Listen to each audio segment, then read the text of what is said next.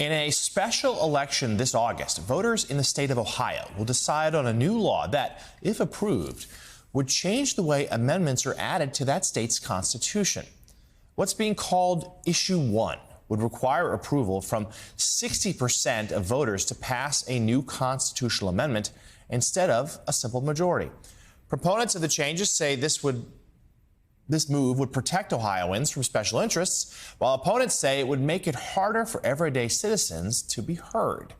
Joining us now is former Ohio Democratic Party chairman and author of the new book, Saving Democracy, David Pepper. David, good morning. So put this into context for us. How does this proposal in Ohio symbolize what's happening across the country and with states and state houses that many perceive are, frankly, under attack? Yeah, I argue in both my books that the far right is using state houses as the place to attack democracy most fiercely. No one's paying attention largely. They have powers like gerrymandering, voter suppression, and this is yet another sort of stage of that attack. So the context here is that Ohioans have had for more than a century the right to amend our Constitution with 50% of the vote. Like Kansas, a few months ago, citizens in Ohio began gathering signatures to amend our Constitution to protect abortion access in Ohio's Constitution.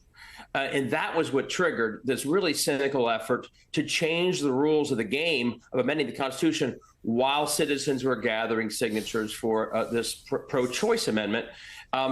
It's even more complicated than that, though, because this is a legislature that had recently banned having August special elections, but because they see this November election coming for abortion access, they had to get in front of it. So they violated their own law banning special elections in August to put on the ballot something to raise the threshold to 60%, thinking that would kill something that clearly has to support of 50% of Americans, of Ohioans. It's a perfect example of how these state houses are being jerry-rigged to subvert the majority will in states like Ohio. We know that abortion access is popular across the country. The Dobbs decision said it should go back to the people to decide. And all across the country, that's the opposite of what's happening in these gerrymandered extremist state houses. This is just the latest of that. So, David, you've been beating that drum for a while. The Democrats need to get better at these local races, need to start winning these state legislatures in order to prevent things like exactly this. We are now less than a year and a half from the next election. Do you think that the Democrats are doing enough? As you survey the nation, are they doing enough to win those local races of which you say are so important? I mean, we'll see. We actually had a really good year last November when Democrats, against the sort of midterm usual pattern, picked up the Michigan State House, the Pennsylvania State House, the Minnesota Senate. But we have to do this across the country. It's not only that we have to win, we have to run. And, 50% of the Tennessee Republicans who voted out the two Justins did not even have an opponent last November. That's happening all across the country. We have a crisis of unopposed extremists. And then we wonder why the extremism gets worse in all these states, including in states that Obama won, like Iowa and Indiana, or that Clinton won in Missouri. So my advice in this book is start recruiting now. Everyone should look around where they are, especially they haven't had an opponent for an extremist in years, know when the recruiting deadline is, and get people on this ballot for not just this year with Virginia and a few other states, but next year, so that when the top of their ticket is probably Donald Trump, an extremist who's already struggling the polls, make sure we have an opponent for every extremist, for Congress, down through these state houses where so much of the attack is taking place. When we don't run, there's no accountability, there's no transparency, and these state houses behave in the lawless ways that Ohio's is behaving as we speak.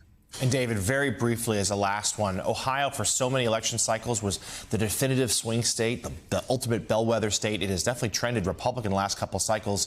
Where do you think things stand as we head to 24? I actually think the big race here is obviously going to be Sherrod Brown. And if you look closely, Tim Ryan only lost by 6, even though the governor in Ohio, the Republican, won by 26. So that really Trumpy brand here, J.D. Vance, did not do nearly as well as the more moderate Republican brand did And I think Sherrod is going to end up facing a similar sort of far-right Trumpy type of candidate. So I think he's got a good path to victory. It's going to be his closest race probably ever, but I think he's got a good path. I mean, we'll see if Biden chooses to contest here, but I think Sherrod Brown, we also have a big set of Supreme Court races. They also overperformed the Democrats did last November. So I wouldn't write Ohio off. It's clearly tougher than it was. But you know what we are now? We are a bellwether of what happens when an extremist gerrymandered state house hijacks your state.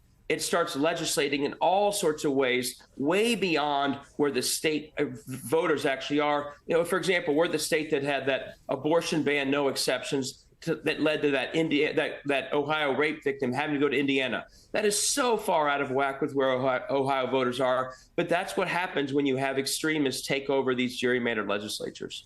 David Pepper, we appreciate you joining us this morning. Thank you.